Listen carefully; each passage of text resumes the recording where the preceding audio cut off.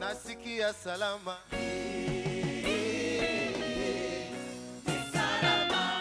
Amashyi menshi ku mwami kandi.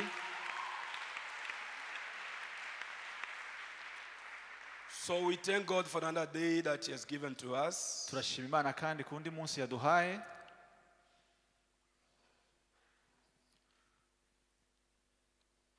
Yesterday, ejo hashize,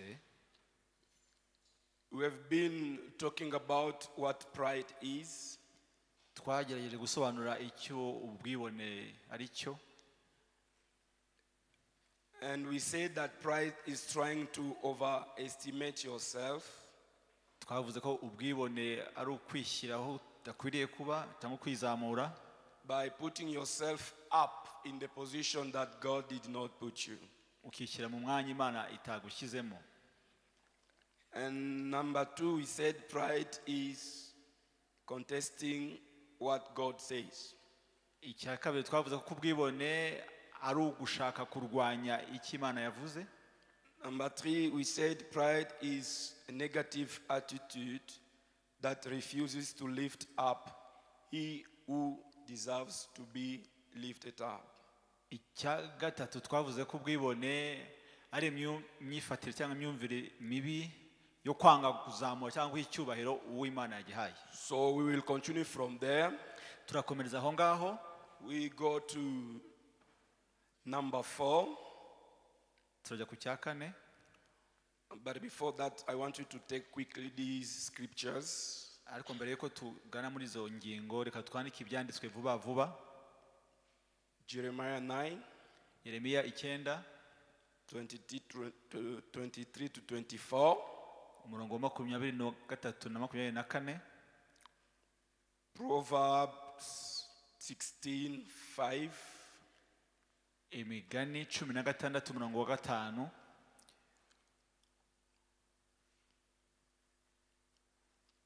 Then Revelation 3:17. Byahishuwe 3:17. Psalm 10:4. Zaburi 10 umurongo wa 4. Luke chapter 14:11. Luka 14 umurongo wa 11.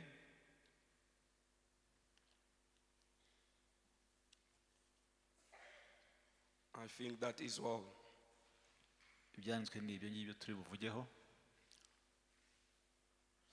So number 4, Icya kane, pride is what pushes you to think that the more you go high, you become more than others or more better than others. icya kane kiravuga ngo ubwibone ni cya kintu kiba muri wowe kikubwira ngo nuzamuka cyane nibwo uzarusha abandi cyangwa Is uzaruta what abandi. pushes you to think that the more you go high, the more you become better than others. Ubwibone ni cya kintu kikubwira mu mutima ko nuzamuka ukajya hejuru uri buruta abandi cyangwa se hari ikindi kintu urusha Jeremiah abandi. 9:23 to 24 declares, Yeremiya 9:23-24 haravuga ngo, let not the wise man boast of his wisdom, reka umunyabwenge ntiyirate ubwenge bwe, or the strong man boast of his strength, cyangwa se umunyembaraga ngo yirate imbaraga ze, or the rich man boast of his riches. cyangwa se umukire ngo yirate ubukire bwe. But let he who boasts Reka wa wundi wirata boast because he knows me yirate ko anzi and understands that I am the Lord, kandi yasobanukiwe ko ndi who Imana. exercises kindness on earth, Ari jye ugirira neza abantu, for in these I delight, says the muri Lord. wa wundi nishimira.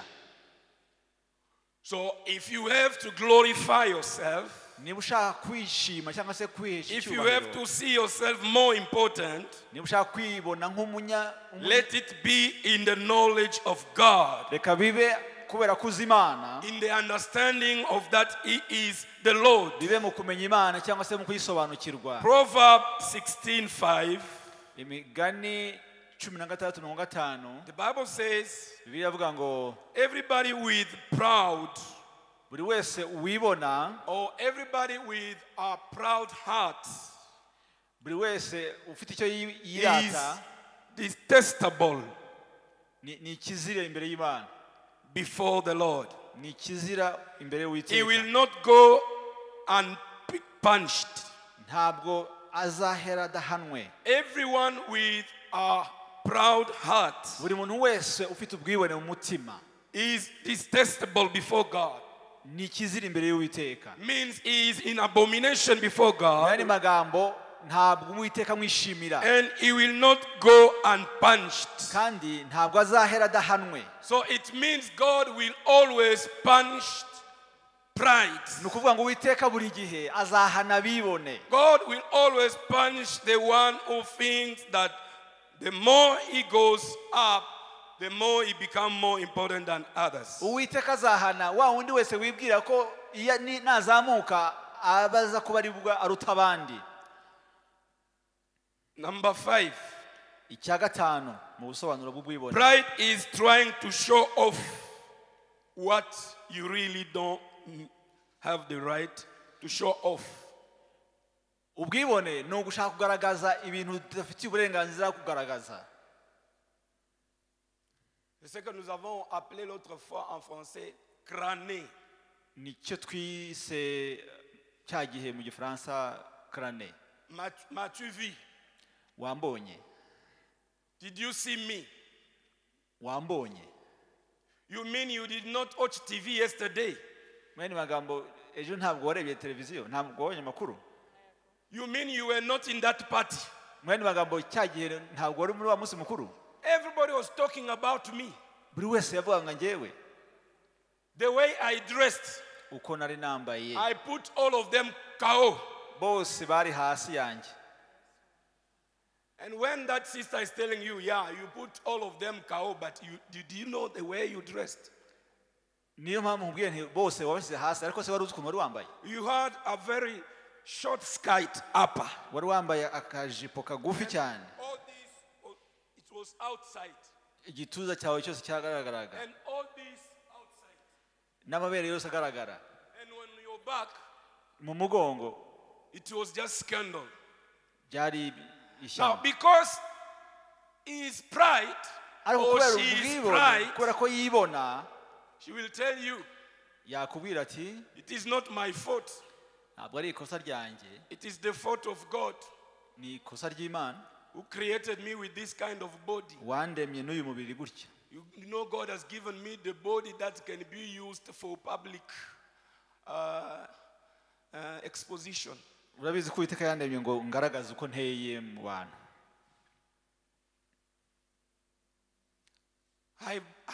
I have a body Mfite umubiri that cannot be hidden.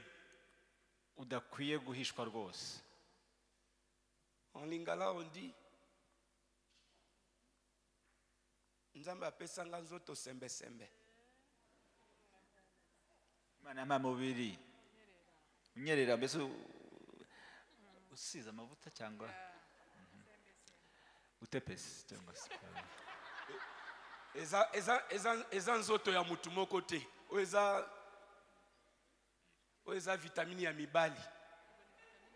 mbese niyo vitamine y'abagabo cyangwa ntabwo ari umuntu umwe.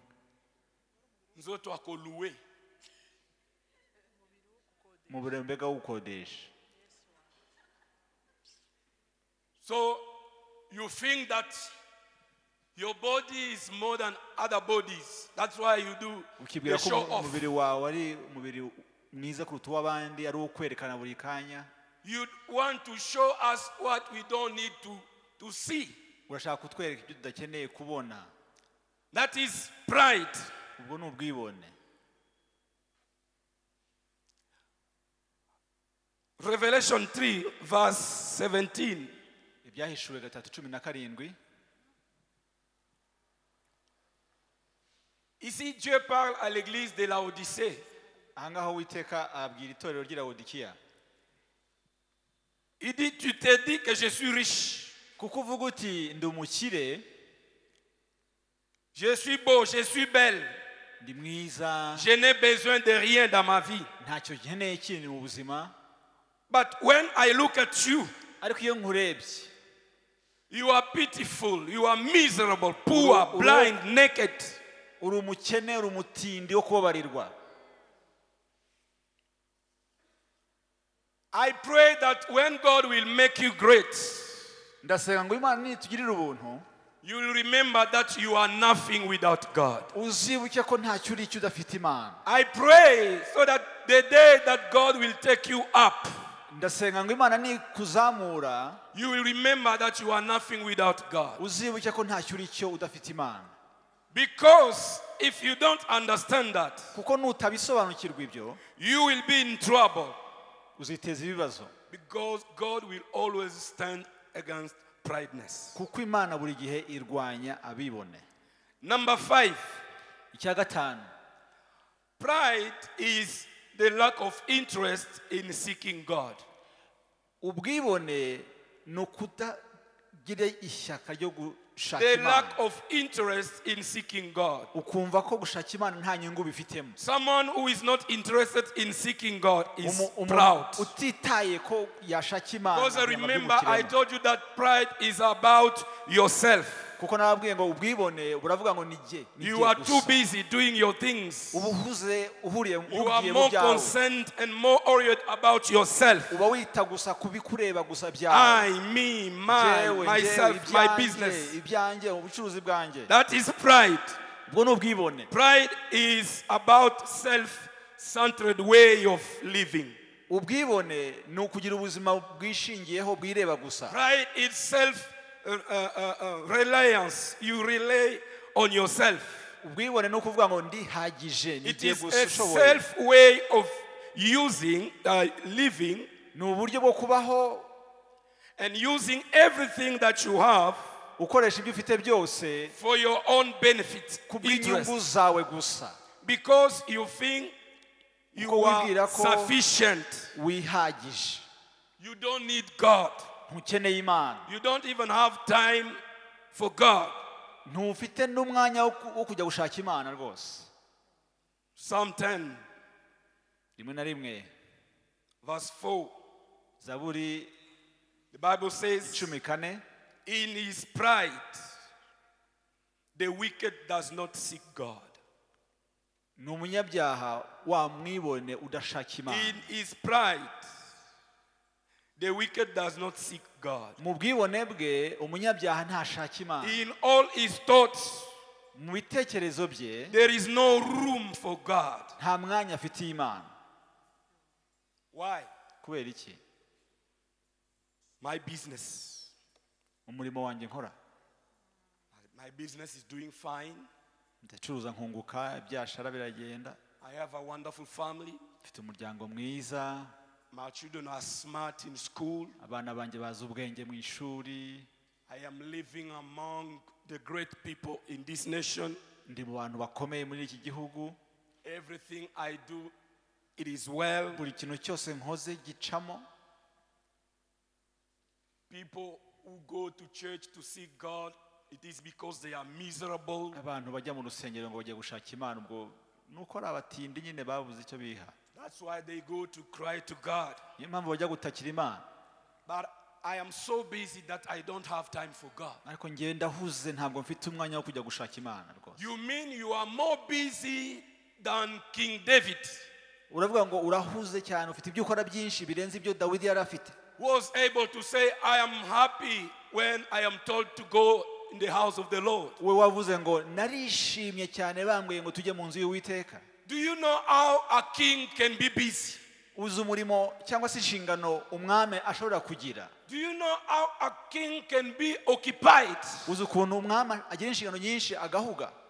But in his schedule, Ariko muri gahunda nyinshi agira, King David had always time to go in the house of the Lord. umwami Dawidi yashakaga buri gihe akanya ko kujya mu nzu You are y'Imana. not even at the level of King David. Nta nubwo uragera ku rugero rwa umwami Just for a Dawidi. small job that God has given to you. gusa umurimo Just a akazi small gasanzwe business that Imana God has given to yaguhaye ubucuruzi busanzwe Imana yaguhaye You say, I don't have time for God utangiye kuvuga ngo ntabwo ufite umwanya wo guhimana because I am so busy. kubera ko uhuze cyane Those who are going to see God, abajya gushaka Imana it is because they don't have nothing to do. nuko badafite icyo bakora That is what we call pride. ibyo byitwa The ubwibone lack of interest kutagira inyungu in cyangwa se seeking ubushake God. bwo kujya gushaka Imana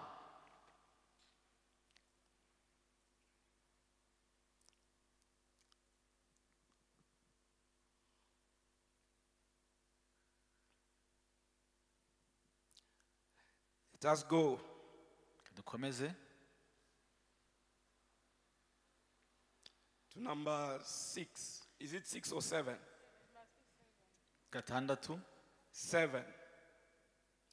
Pride is a way of comparing yourself to others ingingo ya karindwi iravuga ngo ubwibone ni ugushaka buri gihe and kwigereranya think n'abandi you are more wise, more good, and more better than them. kandi buri gihe ukajya wumva ari wowe umunyabwenge kubarusha ni wowe mwiza kubarusha ni wowe umukire kubarusha You are comparing yourself to others. uhora wigereranya n'abandi When I try to compare myself to so and so, iyo nigereranyije na kanaka na kanaka na kanaka I am more than them. mbona mbaruta rwose Life is not about being more than so and so. ubuzima ntabwo ari ukurushanwa si ukuruta Life is kanaka na about kanaka fulfilling your destiny. ubuzima ni ugusohoza umugambi w'Imana ku buzima bwawe Life is about fulfilling what you have been created for. ubuzima ni ugusohoza ibyo waremewe Because when we will go in heaven, ko nitugera mu ijuru we will not be rewarded ntabwo tuzahembwa because we were comparing ourselves to others and we were more than them. kubera ko twigeranyije n'abandi tugasanga turabaruta God will credit you according to what you have been created for. Imana izakubarira ikurikije ibyo yakuremeye gukora wakoze cyangwa utakoze I like a picture that one servant of God gave. nkunda ishusho umukozi w'Imana umwe yigeze gutanga Il dit, toi tu peux être créé avuga ngo wowe ushobora kuba wararemwe pour courir à la vitesse de Land Rover. kugira ngo wiruke ku muvuduko w'imodoka nka Land Rover On t'a donné une potentialité où tu peux faire autant de kilomètres en moins de temps. baguhaye ubushobozi bw'uko ushobora kwiruka ibirometero runaka mu Tu mwanya as ungana muto été conçu à courir à cette vitesse-là.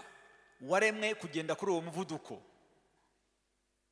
Mais quelqu'un d'autre ariko undi muntu a été conçu yaremwe pour courir à la vitesse de Peugeot 504.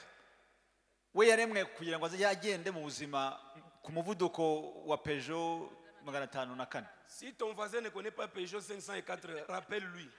niba uri hafi yawe atazi iyo modoka uyimwibutse Parce que des fois, l'actuelle génération ne connaît pas ces choses passées. kuko abantu b'iki gihe bakiri bato ntabwo bazi izo modoka À cette époque-là, si tu avais Peugeot 504, mwibutse uzi Peugeot 504 icyo gihe on te voit comme quelqu'un dans la société. Mais aujourd'hui, si tu as Peugeot 504, kera ufite iyo modoka wabaga umuntu ukomeye ariko uyu munsi uyifite tu te vantes pour ça. ukayirata Les gens vont te regarder, mais on dit celui-ci, il sort d'où? bazakureba bwate ariko uyu aturutse hera Maintenant, toi qui as Range Rover, ariko wowe ufite Range Rover et moi j'ai Peugeot 504, ngewe nkaba ngendera muri Peugeot 504 et nous sommes tous dans l'autoroute. twese tukaba turi mu muhanda mugari Nous allons dans une direction. tugana mu cyerekezo kimwe Et pendant que nous sommes en train de conduire, turi mu gutwara twembi toi comme tu as Range Rover, wowe kubera ko ufite Range Rover dès que tu pousses, iyo ukandagiye umuriro gusa en quelques minutes, tu as même disparu, je ne sais pas où tu es parti. minota mike uba warenze ntakikubona Et moi, je peux essayer de pousser, je yewe ngakandagira ne umuriro vais pas t'atteindre. ariko sinakugeraho Maintenant, quand tu te compares à moi, rero iyo unyigereranyijeho tu dis, Nalekiye. ukavuga uti Olekinga nani. namurenze yambuze namusize Nous n'avons pas les mêmes potentialités. ntabwo dufite ubushobozi bumwe Nous n'avons pas été équipés pour la même mission. ntitwahawe umurimo umwe Nous n'avons pas la même capacité. ntidufite ubushobozi bungana Va te comparer à des Range Rover comme toi. genda wigereranye n'abandi bafite Range Rover Ne nkawe te compare pas à moi qui ai Peugeot parce que moi j'ai été créé pour courir à cette vitesse-là. wikwigeranya nanjye kubera ko ngewe ndi Peugeot mfite ubushobozi bwa Peugeot C'est pourquoi quand nous serons au ciel, niyo mpamvu nitugera mu ijuru Dieu va dire, imana izavuga iti toi, wowe je t'avais créé narakuremye avec la capacité de courir à telle vitesse. nguha ubushobozi bwo kugendera ku muvuduko runaka Je te paye moins que ça ndaguhemba parce que bikeya tu kuri n'as ibyo pas ugereranyije accompli à la potentialité selon laquelle tu as été créé. kuko ntabwo wabashije gusohoza umugambi nakuremeye Et tu peux être étonné, uzatangara c'est lui qui devait courir à la potentialité de Peugeot. usanze wa wundi wari ufite ubushobozi bwo Il kugenda muri est bien Peugeot récompensé. ahembwe neza Et puis tu te dis, wowe ukibwira uti comment tu peux le récompenser? ni gute umuhemba J'ai même couru plus que lui. naramusize Il pouvait naramurushije courir, mais il ne pouvait pas m'attraper. narirutse ntiyabashaga kungeraho Et Dieu te dit, imana ikubwira iti lui, il a couru jusqu'à fond. we yakoze uko Il ashoboye a couru kose jusqu'à la dernière vitesse. yagerageje gukora uko ashoboye Il kose a accompli selon le potentiel que j'avais placé en lui. yakoresheje ubushobozi bwose namushyizemo C'est pourquoi dans la vie, niyo mpamvu mu buzima ne vis pas pour te comparer aux autres. wibaho wigereranya Sois n'abantu seulement rassuré we gusa hamanya que n'umutima je wawe suis en train de vivre ma destinée. uvuga uti ndimo kubaho umugambi Je imana suis en train yandeneye d'accomplir ma mission. ndimo gusohoza umugambi imana Je yandeneye suis en train d'accomplir ce pourquoi j'ai été appelé. ndimo gusohoza icyo nahamagariwe Dis à ton voisin, bwira uwo uri hafi tu n'es pas venu sur cette terre pour te promener. uti ntabwo waje gutembera hano Dis-lui que tu es en mission. mubwire ko uri mu butumwa Tell him, don't compare yourself to me mubwire uti ntukanyigereranyeho because you don't know my mission. kuko ntabwo uzi ubutumwa bwanjye You don't know my call. ntabwo uzi umuhamagaro wanjye You don't know why I am living for. ntuzi ikintu mbereyeho You can compare yourself to somebody who has been created to be like Judah. ushobora kwigeranya n'umuntu waremwe kuzaba nka yuda That is his mission. To betray the Lord akaba afite umurimo wo kuzagambanira umwami so that he may be sacrificed on the cross. kugira ngo azabambwe ku musaraba So don't compare yourself to anyone. rero ntukigeranye n'undi muntu uwo ari we wese Pride is a way of always comparing yourself to others. ubwibone rero butera abantu And kwigereranya n'abandi think you are more wise, more good, and more better than them. kandi ukibwira ko abantu bose babaruse That's why some people, they go up in the morning niyo mpamvu usanga abantu mu gitondo bamwe bazamutse and in the evening God will make sure that they come down quickly. nimugoroba imana ikakora uko ishoboye ikabamanura hasi Amen.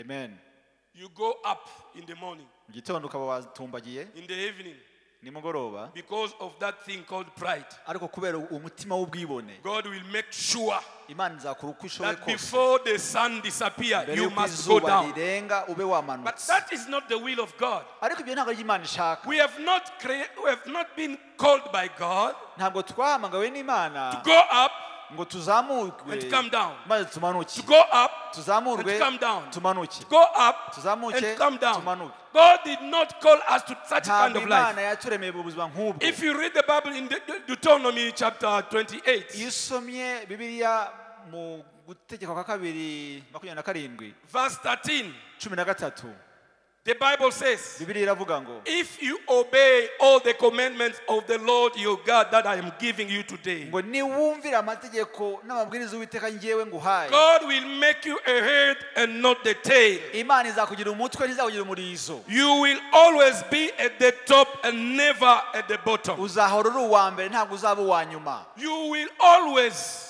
buri gihe be uzaba at the top.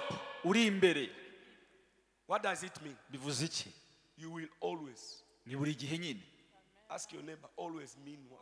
baza mugenzi wawe ese buri gihe bivuze iki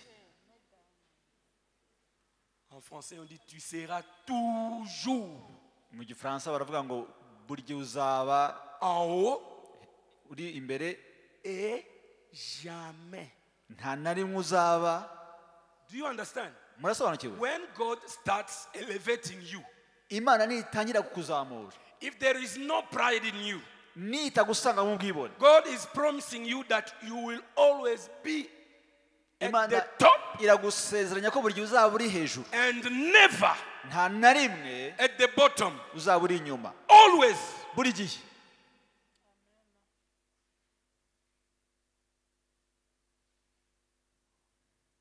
When the Bible talks of always, Iyo Bibiliya ivuga ngo buri gihe, God is not doing this with you. ntabwo Imana iri kuzamura ikumanura ikuzamura ikumanura. Oya, Always means buri gihe biravuga ngo you enjoy it, ukajya ukazamuka, you enjoy it, ukabyishimira, ukazamuka, you enjoy it. ukabyishimira, ukazamuka. That is where God want to take you. Nicyo Imana ishaka gukorera mu buzima bwawe. If you go like this, Nuzamuka gutya, like this, ukamanuka, and you say, I am in the will of God, ukavuga ngo uri mu bushake bw'Imana, you are lying. uzaba urimo kubeshya. Because God will never contradict His word. Kuko Imana ntijya ivuguruza He ijambo says, ryayo. if you obey to all my commandments, Yaravuze ngo nimwumvire amategeko I yanjye, will make you the head and not the tail, nzabagira umutwe and nzabamurizo. I will always lift you up. Buri gihe nzahora mbazamura. You will always be Uzahora buri at gihe the top uri imbere, and not at the bottom. ntabwo uzaba uw'inyuma na rimwe.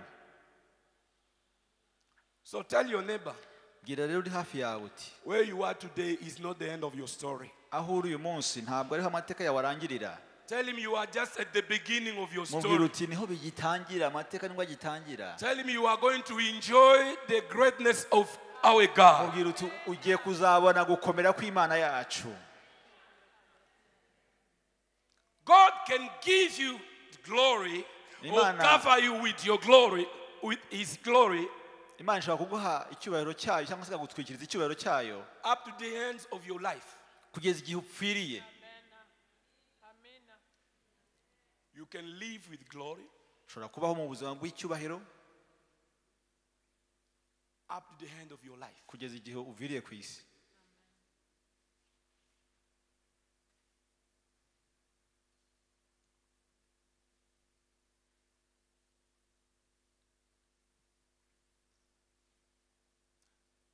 That's why Niyo mpamvu when He anointed Elisha, igihe Elisha yasigwaga,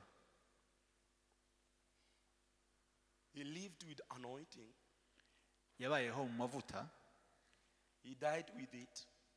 arayapfana, Even his bones n'amagufwa ye were able to take back a dead body. yashoboraga kuzura uwapfuye. You can live with glory. Ushobora kubaho mu cyubahiro, You can enjoy glory. ukishimira icyubahiro Imana yaguhaye. You can die and leave other generation after you enjoying that glory. Ugapfa n'abagukurikiye bagakomeza kubona icyo cyubahiro wari wahawe n'Imana. There are people Hari abantu with glory in the morning. bafite icyubahiro mu gitondo, When you come 2-3 days or 2-3 weeks after, iyo uje nyuma y'ibyumweru nka bitatu you are surprised. ugatungurwa, The condition in which is living, ukabona ubuzima abayemo you are bukagutunga, asking yourself question, what happened? ukibaza uti se byagenze bite? I did not know this guy in this Uyu level. muntu ko ntari muzi gutya, Cet homme était béni, uyu muntu Imana yari yamuhaye umugisha, respecté. yubashywe.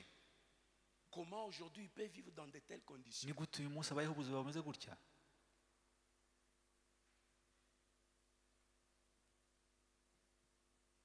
Quelqu'un qui vivait dans la gloire, Umuntu qui a ubagaho mu construit des cyubahiro, maisons, qui wubatse a amazu, investi, qui a fait des choses, yashoye imari, mais en yakoze un ibintu clin byinshi, d'œil, ariko mu kanya ko guhumbya il tombe, boum! akagwa hasi. Et vous pouvez les voir même au bord de la route en train de demander à quelqu'un de l'aider pour le prendre dans son véhicule Ukamusanga et ku l'amener quelque muhanda part. arimo gusabiriza, arimo Tout le gusaba, monde parle de lui. buri muntu akaba amuvuga. cet homme, ukavuga ati uriya muntu il a fait ça, yakoze ibi il a fait ça, yakoze ibi il a fait ça. yakoze biriya. Mais aujourd'hui, ariko uyu munsi même ses enfants n'abana be sont en train de mendier. barimo gusabiriza. David a dit, dawidi yaravuze ati j'étais jeune, nari nkiri muto j'ai vieilli. none ndashaje, Je n'ai jamais vu un juste abandonné. sinigeze mbona umukiranutsi Ni sa atereranwa postérité en train de mendier son cyangwa père. se urubyaro rwe ngo rusabirize. Pourquoi les gens montent et tombent plus bas? kuki abantu bazamuka bagasubira Lorsqu'ils hasi commencent à se sentir qu'ils sont devenus autosuffisants. iyo batangiye kumva bihagije? Même si je ne gêne pas, je vais manger. ukavuga uti nubwo ntakwiriza ndarya, Même si je ne pars pas à l'église, j'ai de l'argent ukavuga en uti compte en nubwo banque. ntajya mu rusengero mfite amafaranga, Même si je ne pars pas voir un pasteur. nubwo ntajya kureba umushumba, Même si je dors même sans aller au travail. nubwo nakwiryamira sinjye ku Je kazi, sais que j'en ai déjà. nzi ko mfite Et ibihagije. quand Dieu te regarde iyo Imana dans ikurebye ces conditions-là, muri ibyo où bihurimo, tu cesses de dépendre de lui, aho uretse kujya umwiyegurira, tu oublies que c'est lui qui est la source de toutes choses. ukiyibagiza ko ari we soko ya byose. Dis à ton voisin, bwira uri kuri hafi uti chaque chose dans la vie buri kintu cyose mu buzima tire sa vie gikura kubaho kwacyo de sa source. mu isoko yacyo. Si tu te déconnectes de ta source, niwicomokora ku isoko yawe tu vas certainement sécher. uzuma. Le jour où un arbre umunsi igiti est déraciné, kiranduwe kigakurwaho ce n'est imizi, pas le même jour qu'il sèche. si wo munsi cyuma, Tu vas voir les feuillages sont toujours verts. uzabona amababi Les agitoshye fruits peuvent encore être là attachés. n'imbuto zigihari, Tu vas voir que la vie, la sève est encore dans cet arbre. ukabona n'amatembabuzi akiriho, Mais laissez le temps au temps à cet arbre. ariko gihe umwanya gusa Vous allez le voir commencer à sécher doucement, uzabona lentement, gitangiye mais kuma buhoro sûrement buhoro, et certainement. ariko cyume neza C'est la neza. même chose Ni nako bimeze que quelqu'un que Dieu a élevé, umuntu Imana que Dieu yazamuye a béni, yahaye umugisha, et il arrive à un point, akagera ahantu il se dit, akibwira ati vous cherchez Dieu parce que vous manquez à faire. murashaka Imana ko mwabuze icyo mukora, Vous cherchez Dieu parce que vous êtes des misérables. shaka Imana kuko muri abatindi, Vous cherchez Dieu parce que vous n'avez rien. shaka Imana ko ntacyo mufite se. Moi, j'ai tout ce qu'il faut. njyewe mfite byose. Et à cause de cela, kubera iyo mpamvu le Seigneur commence à les faire descendre. Imana igazanira kumumanura. Luc chapitre 14, Luka 14 le verset 11. umurongo wa 11, Jésus dit, Yesu aravuga ati whoever exalts himself kuko umuntu wese wishyira hejuru will be humbled. azacishwa bugufi, And he who humbles himself kandi uwicisha bugufi will be exalted. azashyirwa hejuru. Proverbs Imigani 16:18. 16 umurongo wa The 18, Bible says, Bibiliya iravuga ngo pride comes before destruction, ubwibone bubanziriza kurimburwa, and an arrogant spirit umwuka w'ubwibone goes before a fall. ubanziriza kugwa. En français, on dit Mu gifaransa baravuga ngo l'arrogance ubwibone précède la ruine. bubanziriza gusenyuka, L'orgueil ubwirasi précède la chute. bubanziriza kugwa. C'est-à-dire pour un vantard, Biravuga ngo umwirasi, pour un homme ou une femme qui est hautaine, umugabo cyangwa umugore ufite ubwibone, la ruine est certaine. kugwa kwe kuri hafi aho, La ruine se manifestera dans sa vie. agiye gusenyuka mu minsi mike. En d'autres termes, il n'échappera pas à la destruction. Mu yandi magambo ntabwo azacika kurimbuka. Mais toi et moi, Ariko wowe nanjye Dieu ne nous a pas envoyés sur cette terre pour finir dans la ruine. Imana ntabwo yaduhamagaye J'ai kurimburwa. dit que toi et moi, nous ne finirons pas dans la ruine. Navuze ngo ntabwo Imana yaduhamagariye kurimburwa. Pourquoi? Kubera iki? C'est pour cette raison que Dieu nous envoie ce message, Niyo mpamvu Imana iduhaye ubu butumwa afin de nous préparer. kugira ngo idutegure. Vous pouvez vous poser la question, Ushobora kubaza ikibazo uti comment Dieu nous donne un thème comme ça, ni gute Imana iduha umutwe où w'amagambo il est en nk'uyu train de nous parler sur ces choses. irimo kutubwira ibi bintu. Ce n'est pas en vain. Ntabwo ari ubusa. La Bible dit, Bibiliya iravuga ngo comme la rosée nk'uko ikime et la neige n'urubura descendent d'en haut bimanuka biva et n'y hejuru retournent pas sans avoir arrosé la terre, ntibisubireyo bidatoheje ubutaka sans avoir arrosé les plantes, ntibisubireyo bitavomereye féconder et imyaka faire germer, kugira ngo imbuto zimere sans avoir donné de la sémence au semeur, bidatanze imbuto ku du mubibyi pain à celui qui en cherche. wa wundi ushakisha. Ainsi en est-il de la parole de Dieu. Ni nako bimeze ku ijambo ry'Imana. Elle ne vient pas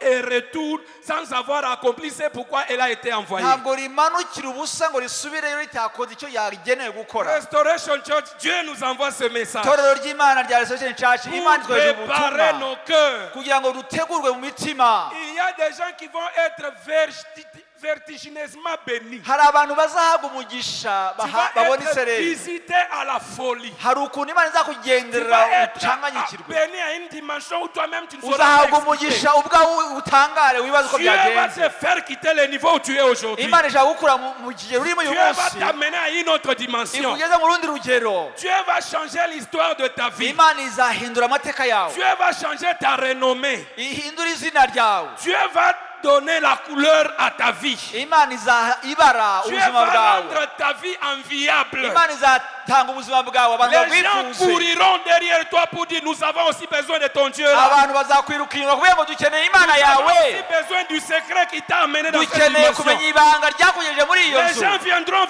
derrière toi. abantu bazaza inyuma yawe Parle-nous de ton Dieu. bakubwire ngo tubwire Imana yawe, Comme les gens qui étaient loin kuko bari bari kure, pour venir voir la gloire de Salomon. kuko abantu bavuye kure bakaza kureba Les ubwiza gens bwa qui seront Salomo. très loin. abantu bazava kure. J'ai dit les gens qui seront des nations. navuze ngo abantu bazava mu mahanga ya Les gens qui kure, seront des contrées. bazava hirya no hino Pour venir voir la sagesse de Dieu. baze barebe uko Imana yahaye Pour umugisha, venir contempler la gloire de Dieu dans ta vie. baze babone ubwiza bw'Imana mu buzima bwawe, Ils apprendront baziga les merveilles de Dieu dans ta vie. ibitangaza Imana Et yawukoreye. ce que Dieu aura fait icyo Imana izaba yarakoze leur amènera bizatuma à acheter des billets d'avion, bagura itike à acheter y'indege, des billets de train et de bus bagura itike ya gari ya pour moshi na venir voir les bisi, merveilles de Dieu dans ta kugira vie. ngo baze barebe imirimo ikomeye Imana Pour yakoze mu venir buzima voir bwawe, ainsi a déclaré l'Éternel. baze barebe ukuntu Imana yagukuye mu Mais mwijima. quand toutes ces choses ariko ibyo arriveront, bintu byose quand nibisohora, toutes ces choses ibyo arriveront, bintu nibiba, que tu le veuilles ou pas, wabishaka elles utabishaka arriveront certainement. bizasohora. Mais quand ça va arriver, ariko nibisohora, quand ça va arriver, nibiba, quand ça va arriver, nibikugeraho, rappelle-toi uzibuke qu'au moment opportun, mu gihe gikwiriye Dieu t'a envoyé sa parole Imana yakohereje pour ijambo préparer ton kugira ngo cœur, itegure umutima pour wawe, équiper ta vie, kugira ngo iguhe ubushobozi, afin que quand ces choses kugira ngo ibyo bintu nibisohora, arriveront, nibiba, quand ces gens-là uwo munsi viendront igihe abantu pour bazaza contempler ce que Dieu a fait, kugira ngo barebe ibyo Imana yakoze, tu ne diras pas, ntuzavuga uti regardez ce que j'ai fait. reba ibyo nakoze, Regardez par ma sagesse, reba ubwenge bwanjye, par mon intelligence, reba ubuhanga bwanjye, par mon savoir-faire, reba ubushobozi mfite avec beaucoup d'expérience, n'inararibonye, 40 ans d'expérience dans ces imyaka 40 choses. n'inararibonye. Voilà, voilà, voilà. reba Le jour où tu feras ça, umunsi uzakora ibyo l'Éternel se retirera. Uwiteka azabivamo. Ah. Ce n'est plus moi, si jye, c'est toi. ni wowe.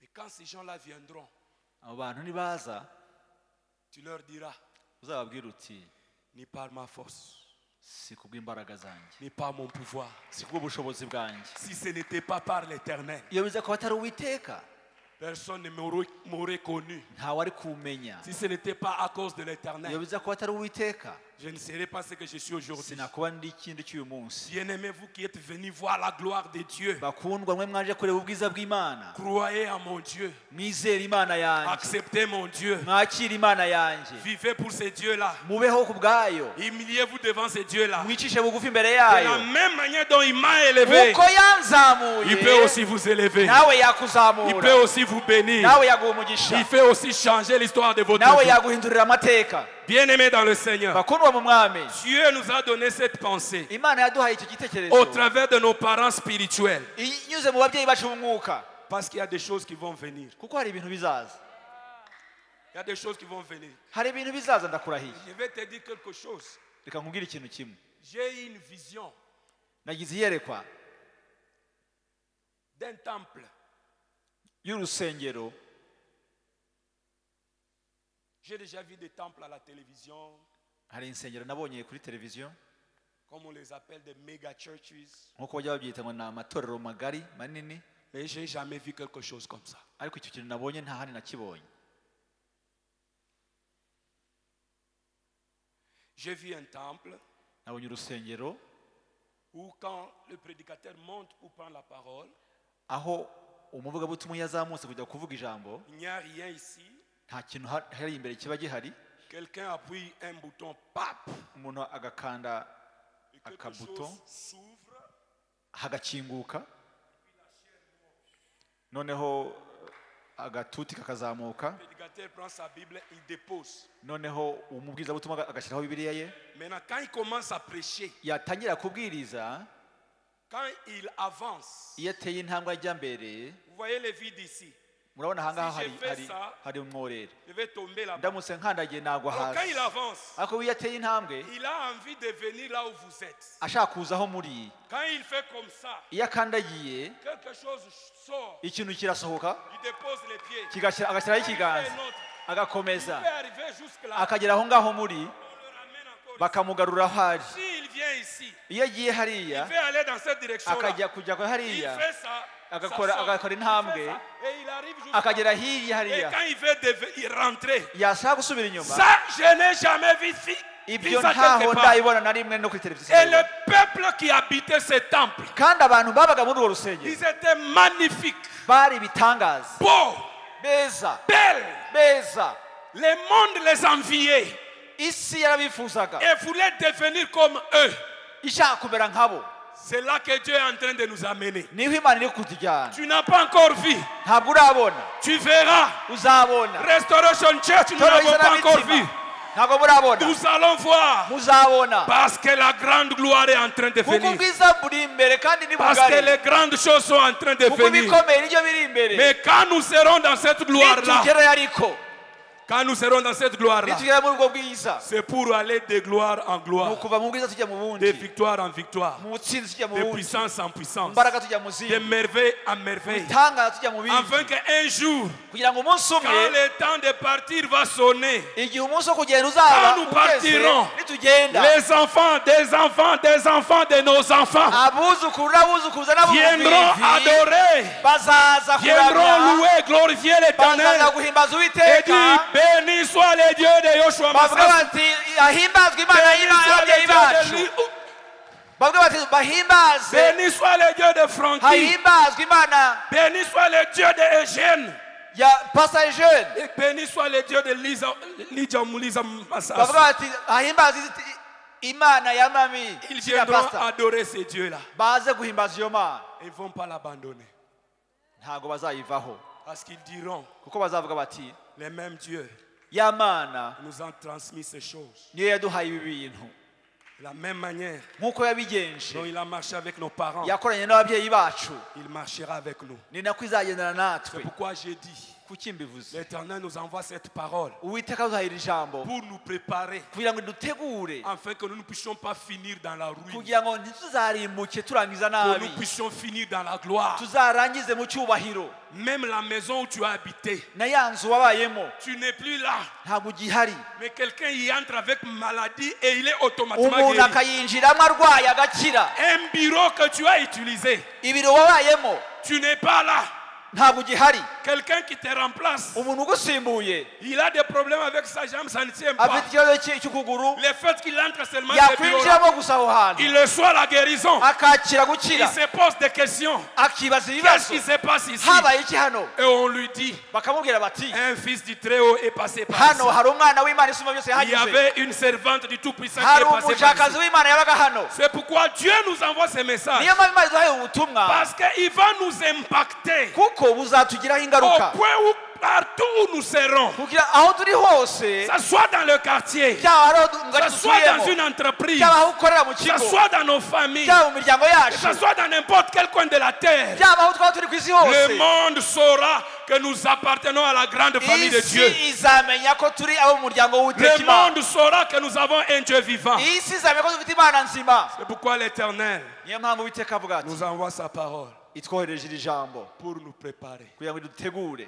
Pour nous préparer. kugira ngo idutegure Pour nous préparer. kugira ngo idutegure Pour nous préparer. kugira ngo idutegure Pour nous préparer. kugira ngo idutegure Pour nous préparer. kugira ngo Parce idutegure que de grandes choses, kuko ibintu bikomeye de grandes choses ibintu bikomeye sont en train de venir. bigiye kuza Sont en train de venir. bigiye kuza Elles sont en train de venir. biri mu nzira biza Tu peux le recevoir par la foi. wabyakira mu mwuka Tu peux recevoir ces choses par la foi. wabyakira mu kwizera Tu peux le recevoir par la foi. wabyakira mu kwizera Dis au Seigneur, je crois à la révélation. uti mwami ndizera mu Je crois à la kwishurirwa prophétie. ndizera mu Je buhanuzi crois aux grandes choses qui sont en train de venir. ndizera mu bikomeye biri imbere bigiye Dis-lui, kuza j'ai dit amen à cela. vuga uti ndavuga amen Je kuri les ibyo accepte. Je ndabyakiriye vais les expérimenter. sabibamo Et merci de m'envoyer ta parole urakoze kunyura ijambo pour ryawe qu'elle puisse me préparer kugira ngo ntegure à ces choses. ibyo bintu Nous allons nous lever reka duhaguruke twese dans l'attitude de la prière. tugiye Nous gusenga allons continuer à dire amen. dukomeze tuvuge tuti amena Que ce que Dieu a annoncé, ibyo imana yavuze il va le réaliser. izabisohoza Ce que Dieu nous a révélé, icyo imana il yaduhishuriye va le réaliser. izagisoroza Parce que c'est un Dieu fidèle. kuko ni imana yo Parce kwizerwa que c'est un Dieu ni vivant. imana nzima Parce que c'est un Dieu glorieux. ni imana y'icyubahiro Alléluia. haleluya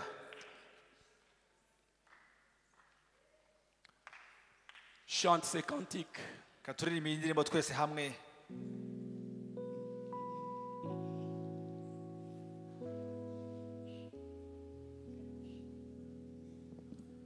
Mighty man of war,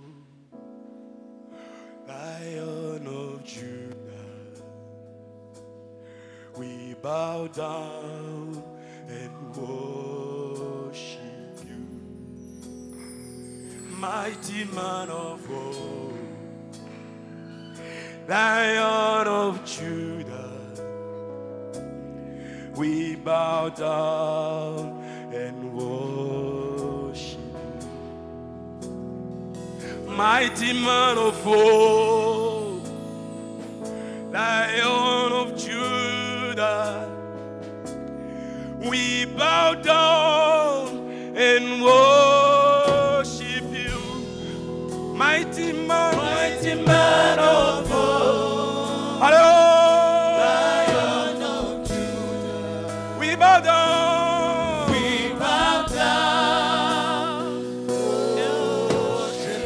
oh, mighty man of war, Lion of Judah. Oh, we bow down and worship you, Yahweh, Yahweh, Yahweh. Come and do what only you can do. Oh, Yahweh, Yahweh, Yahweh, Yahweh, Yahweh. Come and do what only you can do. You are the God of thunder. Yes, you are God of fire. You are God of widows. Yes, you are God of orphans. Yahweh, Yahweh, come and do what only you can do. Oh, Yahweh, Yahweh, King of kings, Yahweh, oh, Alpha and Omega.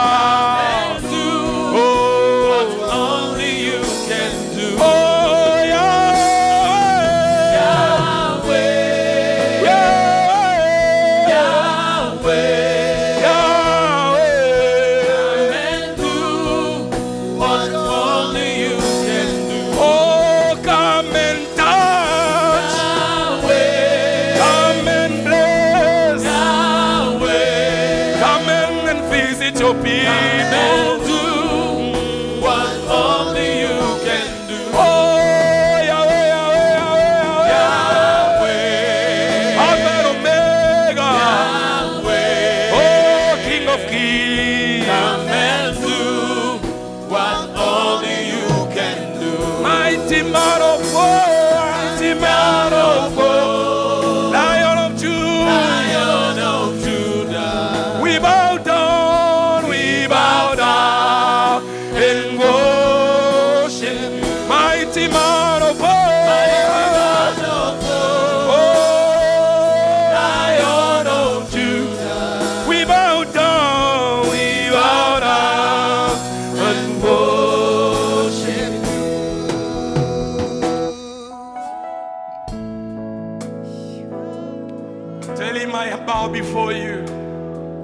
uce bugufi imbere y'Uwiteka Imana.